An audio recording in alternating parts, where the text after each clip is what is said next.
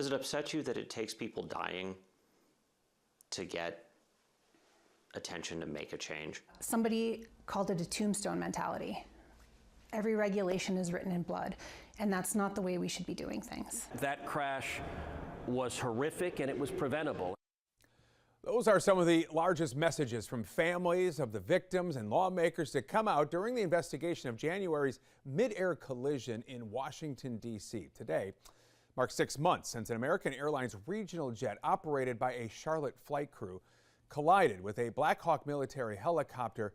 67 people were killed. Now, in our last half hour, we talked about that Charlotte flight crew and how they're being remembered. Now we want to turn to the investigation and the crash's impact on the country as a whole.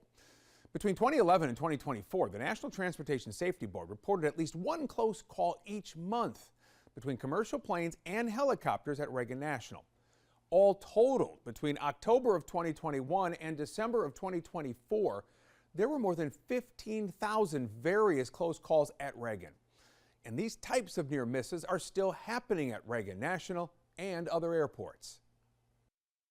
How are you allowing near misses in that airspace still after what just happened? What keeps us moving forward is that we're going to ensure that no other family has to go through what we've had to go through. During the first Senate committee hearing on March 27th, the NTSB chair, acting head of the FAA, and a military official all testified. The FAA admitted the pattern of near misses was, quote, clearly missed. We also learned the helicopter had what's called its ADSB out, turned off the night of the crash. This technology transmits your location in real time to air traffic control and other aircraft. The Army says it's often exempt from having this on during missions for, quote, national security missions. Now, the crash has led to actual changes aimed at making the airspace safer around Washington, D.C. The FAA has modified helicopter routes around Washington, D.C. to better separate military and commercial aircraft. Plus, there's been a new push to overhaul the nation's air traffic control system. What's happened in the airspace has allowed to focus on what we see as future cracks in the airspace. And so I look at the air traffic control system. The technology we're using, the equipment we're using is anywhere from 25 to 30 years old. Yeah, those cracks include technology still being used from the 90s. Tech issues were on full display earlier this year, in fact, after multiple outages at Newark Liberty Airport. The night of the crash, one controller was working two positions at Reagan National, something labeled as abnormal.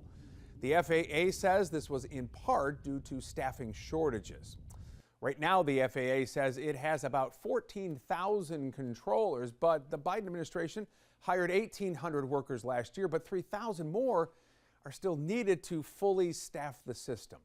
Reports show controllers logged thousands of incidents related to the workload and faulty technology. They also cited the mental health strain of the job, saying management does not address extreme stress or fatigue that workers feel. Secretary Sean Duffy says the project of modernizing the air traffic control technology will cost about $31.5 billion. Many family members of those killed have become outspoken advocates for aviation safety changes. They created a group called Families of Flight 5342. On its Facebook page, the group said it's had discussions with transportation officials, American Airlines, and lawmakers on the Aviation Space and Innovation Subcommittee. U.S. officials say the voices of the families that they have been heard here. And just today, in fact, lawmakers unveiled a new aviation safety bill.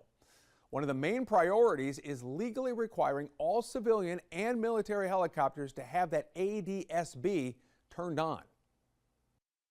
It gives pilots and air traffic control a clear view of what is happening in the skies. Make no mistake, there cannot be a double standard in aviation safety.